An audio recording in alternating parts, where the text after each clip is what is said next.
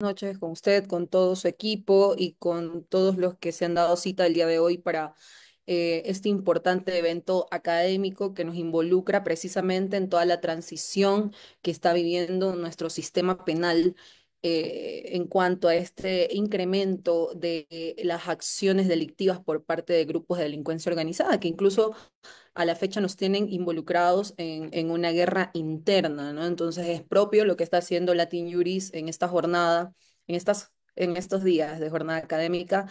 Y bueno, espero aportarles enormemente desde lo que conozco en la materia.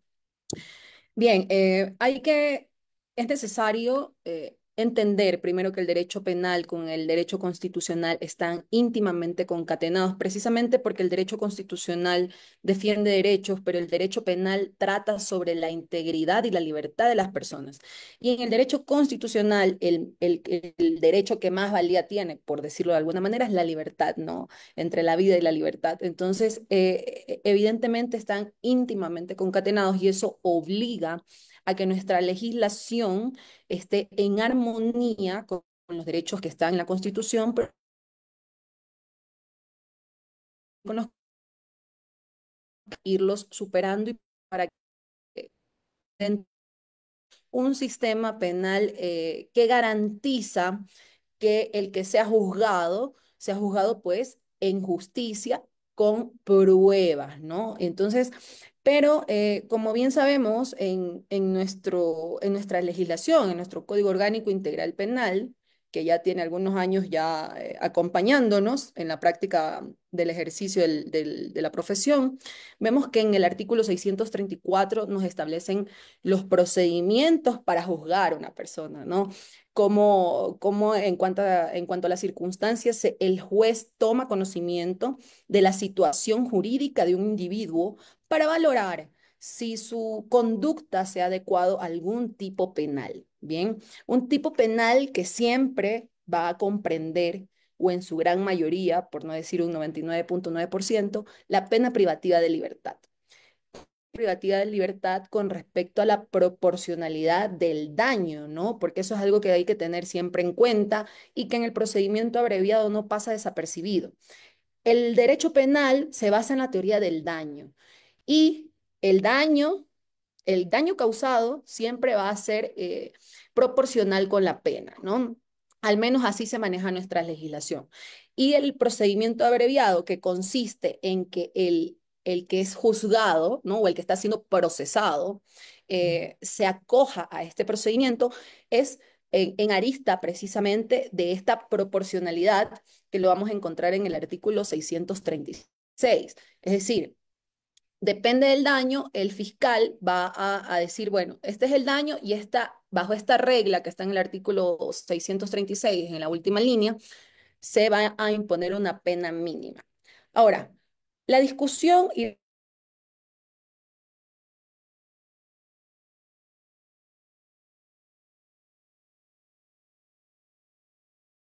una pena reducida. Entonces, está aceptando todas las acusaciones de fiscalía para tener esta pena reducida que a la mala práctica del derecho es entendida como un beneficio. Pero si nos ponemos a revisar nuestra historia, la historia de la humanidad, ¿sí? Vamos a encontrar cómo se ha venido desarrollando el procedimiento abreviado, ¿no? En Roma, por ejemplo, el principio que regía para aplicar un procedimiento abreviado a alguna persona, a algún procesado, era el de economía procesal, el de decir, bueno, a ver, vamos a juzgar rápido, siguiente, ¿no? ¿Qué caso nos toca? Pero ya en Italia se conocía un principio más, que bueno, en italiano tiene una pronunciación un poco más sofisticada, pero en español lo que dice es la confesión en juicio o la confesión del acusado, ¿no? Y ahí ya vemos las primeras delimitaciones de lo que viene a ser en la historia el procedimiento abreviado. Claro, ya con el derecho canónico, el derecho consuetudinario y toda la Edad Media, pues ya se desarrolla un poco más, pero finalmente en la Edad Moderna es donde se consolida como una expansión, ¿no? Dentro de los códigos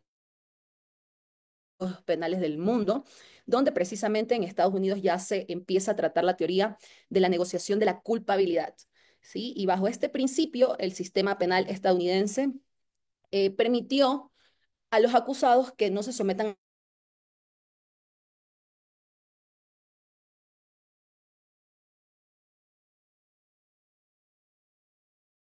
entre el que sí cometía la culpa a recibir una pena reducida. En la práctica es bastante complicado eh, entender que el procedimiento abreviado no se contrapone a otro tipo de derechos, ¿no? Quizás como el de inculparse, que es uno de los principios rectores del derecho penal que no se permite, ¿no? Entonces ahí viene la crítica, pero en todo caso, nuestro ejercicio, nuestro derecho penal ha sido bastante fructífero porque Fiscalía va evacuando su carga procesal y bueno, se asume que la impunidad va bajando, ¿no? O sea, que los niveles de impunidad se reducen por este beneficio. Bien, ahora, si nos ubicamos en el Código Orgánico Integral Penal, vamos a ver precisamente en el artículo 636 cómo es el trámite para el procedimiento abreviado, desde el 635, ¿no? Cómo se deben sustanciar el procedimiento abreviado, el trámite, cómo debe ser la audiencia y demás. Requisitos indispensables para el procedimiento abreviado, primero que la pena no exceda los 10 años, ¿no? Por esto exime muchísimo algunos delitos, como por ejemplo eh, los delitos de secuestro, los delitos contra la integridad sexual y reproductiva, la extorsión, delitos de violencia sexual contra la mujer o miembros del núcleo familiar, actividades ilícitas de recursos mineros, el abigeato con violencia, el terrorismo y los delitos cometidos como parte del accionar u operatividad de la delincuencia organizada. Esta es una de las ambigüedades que tiene la norma también, ¿no? Porque hay delitos conexos a este ejercicio de la delincuencia organizada, que, bueno, ahí Fiscalía también actúa con un poco de discrecionalidad. Entonces, si estamos ante un caso que tiene una pena no mayor a 10 años, ¿cierto? Y no es ninguno de estos delitos, podemos considerar como defensa, como fiscal o como juzgador como juez de garantías penales, que ellos son los que tienen la competencia para sustanciar los procedimientos abreviados, puedes considerar que se plantee este procedimiento. Aún para planteárselo, dice la norma, desde el artículo 635, que se tiene que plantear sin vulnerar derechos constitucionales. Entonces, ¿qué quiere decir esto, no? ¿Qué es lo que el juez evalúa cuando le llega un acta de fiscalía firmada por la persona adulta en conflicto con la ley o la persona a la que tiene que resolvérsele su situación jurídica, donde consta su firma, quizás a veces consta su huella, y en esta acta están sus nombres, sus datos de ley, ¿no? Y también la pena que se sugiere. Bueno, el juez igual tiene que convocar una audiencia y en esta audiencia él, bueno, tienen que estar las partes, por supuesto, y a las partes se le consultará si han sido de alguna manera coercionados a admitir este procedimiento como el aplicable para su caso, ¿no? Eh, y el juez, imagínese el rol del juez, ¿no? Un rol clave también, porque él en su experticia va a tener que identificar si a lo mejor ha sido engañado, ¿sí? Quizás no solo por la fiscalía, quizás también por su defensa técnica o mal asesorado por su defensa técnica. Y si el juez evidencia que sus derechos constitucionales, este de tener las normas claras, de saber lo que involucra todo el procedimiento abreviado, pues si él identifica que hay alguna vulneración de derechos constitucionales, pues tiene toda la libertad de rechazar esta petición, ¿no? Porque en la audiencia le dirá, a ver, señor A, que viene a ser el procesado, usted ha firmado voluntariamente, sí, y todos sus gestos, toda su expresión va a ser bastante importante para que el juez considere en algún momento decir, bueno, aquí ha habido presión, aquí ha habido engaño, aquí ha habido alguna cosa o no. Mucho pasa en la práctica que cuando al procesado le preguntan si está de acuerdo, empieza una mini disyuntiva entre el fiscal y el procesado, diciéndose, no, pero no me puede dar un mes menos, o un año menos, y no sé qué, empiezan como que a renegociar lo que ya firmaron, y he visto en la práctica que eso también a los jueces no les convence del todo y dicen, ok, la persona adulta en el conflicto con la ley no está totalmente de acuerdo y por lo tanto se rehúsan a aceptar el procedimiento abreviado, que es otra de las facultades que tiene el juez. Aún así, es por eso que es necesario que sea un consentimiento expreso, ¿no? Pero que este consentimiento lleve todo lo que involucra un consentimiento libremente aceptado, ¿no? Que sepa la persona procesada todo lo que involucra y todo lo que emerge desde su condición jurídica. Ahora, cuando esta acta ya está suscrita y el procedimiento abreviado pues se ha llevado con éxito, lo que siempre se va a considerar es una pena privativa de libertad, que será hasta un tercio de la pena mínima prevista para el tipo penal, ¿no? Entonces ahí Fiscalía va a hacer el cálculo y aun cuando Fiscalía proponga una pena menor a esta regla, pues el juez no puede admitir el procedimiento abreviado. Ahora, cuando ya el juez resuelve, pues dicta su resolución de acuerdo con las reglas del código, ¿no? Incluyendo también lo que es, por supuesto, la reparación integral, que es uno de los requisitos de las sentencias penales y de todas en realidad. Y la procedencia, ¿no? En su resolución va a decir, va a justificar, va a motivar la procedencia de la aplicación del procedimiento abreviado. Entonces, eh, el juez también tiene que hacer un análisis o un manifiesto sobre la calificación jurídica del hecho, ¿no? La pena que se le impuso, cómo va a reparar a la víctima. Esto es un requisito esencial para la resolución del juez. Y también unirlos en el tema razonable, ¿no? Los elementos de convicción que se han puesto enfrente y la proporcionalidad de la pena. Ahora, ¿hasta cuándo podemos presentar o sugerirle a Fiscalía que el procedimiento abreviado sea considerado? Pues desde la etapa de instrucción hasta, hasta la audiencia de evaluación y preparatoria de juicio, ¿no? Ya cuando estamos en etapa de juicio, también hay otro criterio que se ve mucho en la práctica que dicen, bueno, si la audiencia de juicio no se ha instalado, todavía tengo la oportunidad de pedir procedimiento abreviado. Bueno, hay despachos que lo consideran, dicen, no, el código no dice eso, el código dice hasta la audiencia de procedimiento abreviado, ¿no? Entonces, esa también es otra de las cosas que uno se va a tomar en la práctica cuando aplica este procedimiento. Y bueno, también a exponerse también a que el juez considere que el acuerdo abreviado, el acuerdo del procedimiento abreviado no cumple o no reúne los requisitos que establece la norma la norma aplicable, que es el Código Orgánico Integral Penal.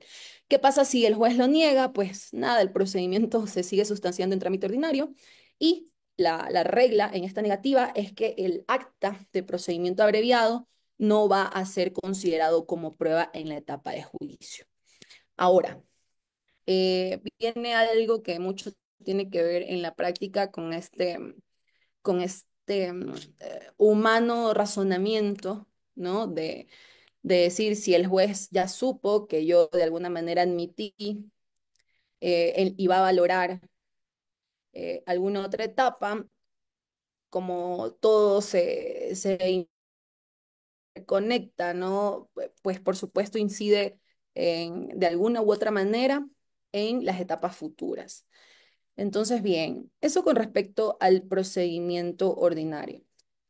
Beneficios, realmente de todos los procedimientos que establece el artículo 634, que son el directo, el expedito, el abreviado, ¿no? Y algunos más, pues ante la fiscalía habría que ver desde qué punto estamos considerando proponer este procedimiento, ¿no? Porque En algunos casos, cuando las pericias están bien realizadas o las pruebas están bien practicadas, bueno, bien recabadas, mejor dicho, los indicios son suficientes como para determinar una responsabilidad como víctima también, ¿no? Entonces, puede la víctima oponerse, por supuesto. Es derecho de la víctima conocer que se está proponiendo este procedimiento abreviado. Es derecho de la víctima saber cuál es la pena que se está sugiriendo. Es derecho de la víctima también oponerse, ¿no? Y hacerle conocer al juez que no está de acuerdo con la aplicación de este procedimiento por las distintas razones que en general encubren el tema de la reparación integral, ¿no? Que precisamente es esa la parte más difícil de cumplir dentro de las sentencias penales. La reparación integral a las víctimas de delitos que tienen penas que no pasan los 10 años, muchas veces quedan en el aire. Entonces, esto es lo que la víctima generalmente busca asegurar cuando se pone en consideración del juez el procedimiento abreviado. Y el juez, por ser un juez garantista ante todo, porque la constitucionalización de la justicia ordinaria es una práctica real, pues él tiene que, precisamente por esta base de la teoría del daño, tiene que garantizar que la víctima está satisfecha, que se la ha reparado en el daño, ¿no? Y que porque ese también es uno de los fines del derecho, de nuestro derecho penal. Entonces, eso es lo que les puedo contar sobre el procedimiento abreviado. No sé si tienen alguna duda, pregunta o inquietud. Estoy atenta a sus...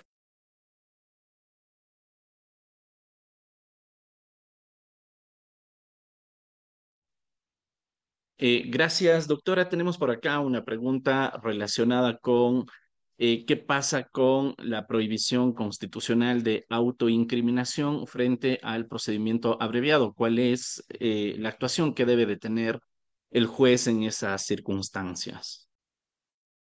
Claro, esta es una de las críticas al procedimiento abreviado que han sido objeto de un sinnúmero de estudios, porque muchos sostienen que no hay auto precisamente porque los elementos de convicción que ha recabado Fiscalía son suficientes, ¿no? Entonces, más bien considero que responde a un análisis de una defensa técnica responsable que sí conoce la verdad, ¿no? Porque nosotros eh, cuando defendemos, pues sabemos si estamos defendiendo un culpable o un inocente. Ante esto y ante una correcta investigación, por supuesto que podríamos considerar tomar el tema del procedimiento abreviado desde la óptica del garantismo, ¿no? Decir, bueno, a ver, eres culpable, la fiscalía ha hecho bien su trabajo, ¿no? Eventualmente nos exponemos a una pena de tantos años, ¿no?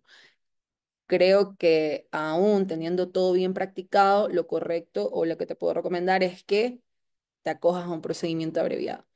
Pero cuando sabemos que más allá del tema de defender o no un culpable, porque todos son merecedores del derecho a la defensa, pues lo propio es ver si la fiscalía ha hecho un buen trabajo como para demostrar que el delito se ha realizado, ¿no? Un buen trabajo técnico que no es menos cierto que requiere de una obligación extremadamente operativa y técnica por parte de todos los que se involucran en cuanto al recabar indicios, que si están bien practicados, pues se expone en este sentido. Ahora, se supone que este aspecto constitucional, ¿no? De la no incriminación y tal, se protege con el conocimiento de que el procesado sabe a qué se está sometiendo. Entonces, ese es el trabajo también del juez, ¿no? Identificar si ha habido presión, si realmente se está autoincriminando un inocente y demás, ¿no? Que bien esta valoración probatoria, podríamos decirlo, a pesar de que siguen siendo indicios, ya le forman una idea al juez de lo que podría estar sucediendo. Ok, muy bien, muchas gracias. Tenemos también por aquí en redes una pregunta. Bueno, recordarles a los participantes que están conectados aquí en Zoom que pueden también utilizar la aplicación y levantar su mano para formular tus preguntas. Tenemos aquí en redes, Marcelo Jaramillo nos dice, si al existir un procedimiento abreviado es susceptible también de suspensión condicional de la pena. Sí, por supuesto, la Corte Constitucional en sentencia 5021-C/22 ya trató este tema, ¿no? Y acumulados, ya trató este tema y precisamente lo trata porque la Corte Nacional expide una resolución como que con un criterio un poco alejado de lo que es nuestro sistema penal, ¿no? Dice, bueno, a ver, concibe al procedimiento abreviado como un beneficio, primer error, ¿no? Es un procedimiento. Y la suspensión condicional de la pena es uno de los mecanismos de implementación del derecho penal mínimo.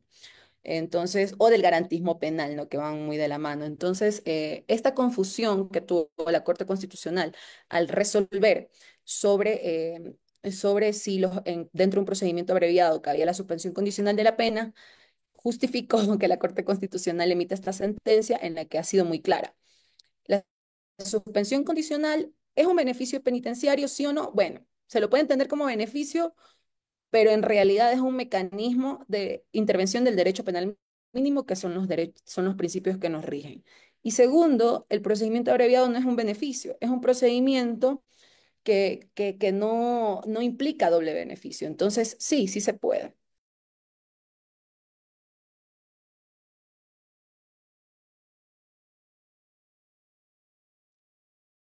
Ok, listo. Muchísimas gracias, doctora. Al parecer, si no tenemos más preguntas, podemos agradecer. A ver, vamos, por acá tenemos una última, ¿no?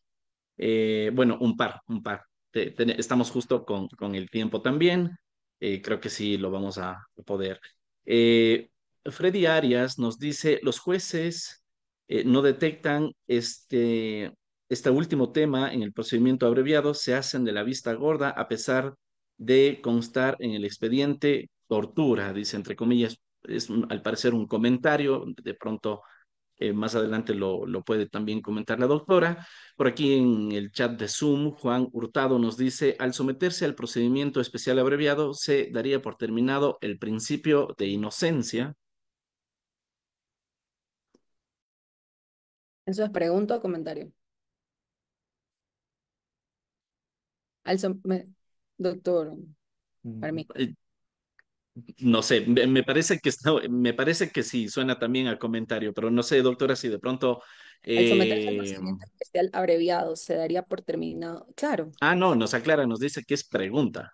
sí, por Ok. supuesto. O sea, se somete al procedimiento abreviado porque está siendo juzgado. Ya va a asumir una pena, va a cumplir una pena privativa de libertad, va a constar en su historial judicial un antecedente penal, por supuesto. Bien, bien.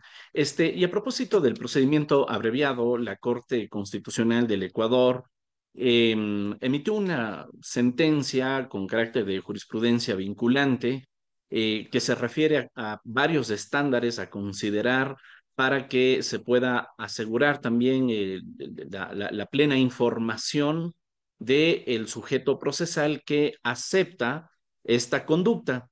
Sin embargo, en determinadas circunstancias, la Corte ha dicho, bueno, efectivamente puede verse afectado este principio de presunción de inocencia, puede verse afectado este principio, este derecho de no autoincriminación, y por lo tanto es importante que la actuación de la Fiscalía sea una actuación leal con las partes procesales, en el sentido no de que de pronto puede estarse amenazando, ¿no es cierto?, al sujeto que está siendo investigado, indicándole que va a hacer todo lo que está en sus manos para lograr la pena. Por ejemplo, esas conductas de fiscalía, ha dicho la Corte, son conductas reprochables también, y asimismo que el sujeto que acepte el procedimiento abreviado tenga la suficiente información, es decir, tenga la certeza de que eventualmente los elementos que obran del proceso son suficientes como para lograr una pena en su contra y de esa manera se constriñe al sujeto que acepta el procedimiento a precisamente aceptar el procedimiento porque eso implica un beneficio en la pena. Siendo así, doctora, ¿cuáles serían a su criterio los elementos o cuáles serían las características que deban de reunir los elementos de convicción que deban de ser evaluados por el sujeto procesal y seguramente por su defensa técnica para recomendar en qué circunstancias sí aceptar el procedimiento abreviado y en qué circunstancias no hacerlo? Eso por una parte. Y por otra parte, no sé si se ha dado, yo la verdad no manejo derecho penal, pero me imagino que eventualmente si es que durante el proceso el sujeto tiene la intención o de alguna manera ha conversado con fiscalía sobre la posibilidad de someterse al procedimiento abreviado, eso no, digamos, eso no cambia la posición del sujeto, no podría luego fiscalía decir, pero verá que aquí inclusive hasta quiso acogerse al procedimiento abreviado, así que es como que un indicio más, ¿no? De su eventual responsabilidad, doctor.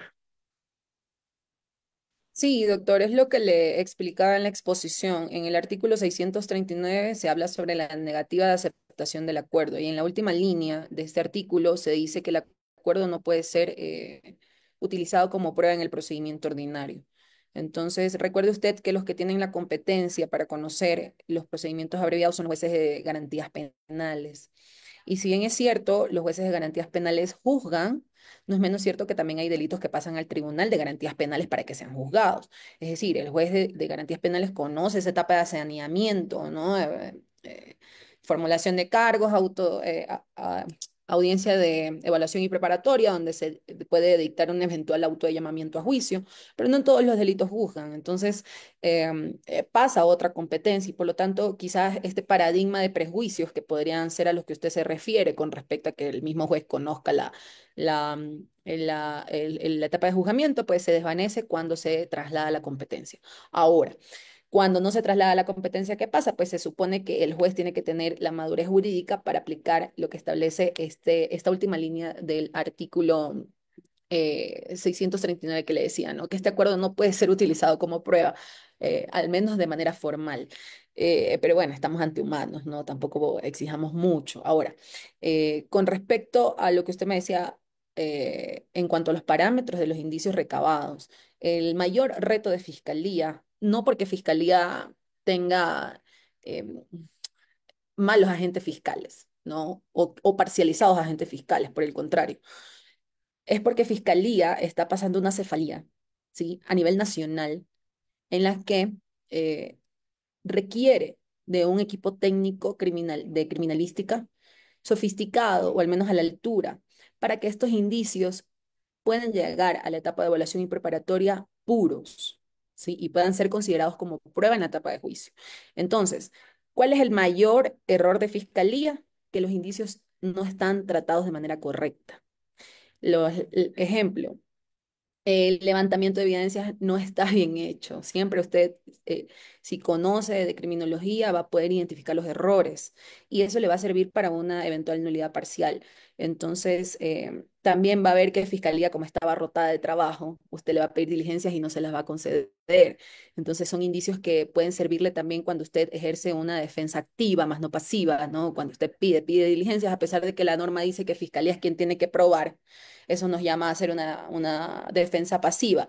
Pero si tenemos una defensa activa y fiscalía precisamente por todo lo que involucra, ¿no? Por la falta de agentes fiscales, por la carga procesal que es exuberante y demás, pues se cometen estos errores en la práctica. Y estos son los errores que sí llevan a impunidad en la etapa de juicio. Entonces, ¿por qué? Porque la prueba, cuando ya llega a juicio, tiene que ser tiene que estar en perfectas condiciones. Por eso pasa por la evaluación y preparatoria, para que todos los elementos que estén viciados pasen de manera correcta al juzgamiento, sean excluidos. Sencillo como eso.